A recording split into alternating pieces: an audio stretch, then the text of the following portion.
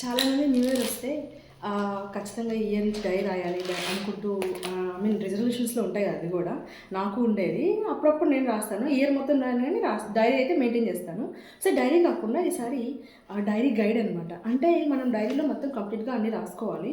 ఇందులో ఏంటి అంటే వాళ్ళే ఇచ్చారనమాట. అంటే ఈరోజు మీరు బ్రేక్ఫాస్ట్, లంచ్ అంటే డైలీ ప్లానర్, డైలీ మనం ఏం తినాలి ఏంటి అని ప్లానర్ కోసం మంచిగా యూజ్ అవుతుంది. ప్లాన్ చేసుకోవడానికి ఎన్ని వాటర్ తాగారు, ఎంత ఖర్చు పెట్టారు, రేపు ఏ ప్లాన్స్ ఏంటి, ఎక్కడికి వెళ్ళాలనుకుంటున్నారు, ఇట్లాంటివన్నీ ఇందులో ఉన్నాయన్నమాట.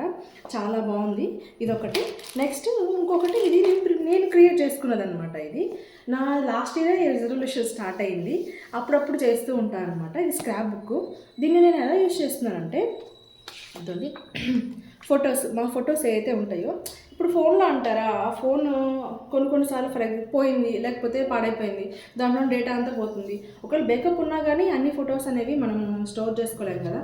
ఇలా ఆన్లైన్లో కాకుండా ఇలా ఆఫ్లైన్లో స్టోర్ చేసుకోవడం బెస్ట్ నాకు అనిపిస్తుంది. ఎందుకంటే ఎప్పటి నుంచో ఉన్న ఫోటోలు కూడా మా ఇంట్లో ఉన్నాయన్నమాట. సో ఇదైతే బెస్ట్ అని చెప్పేసి నేను ఇది ఫాలో అవుతున్నాను. ఇందులో వచ్చేసి మా ఫొటోస్ అనమాట. మా ఫొటోస్ అన్నీ స్టిక్ చేసుకున్నాను. కొన్ని స్పెషల్ అకేషన్స్, కొన్ని ఎలాంటి సిచ్యువేషన్స్లో ఈ ఫొటోస్ దిగాము.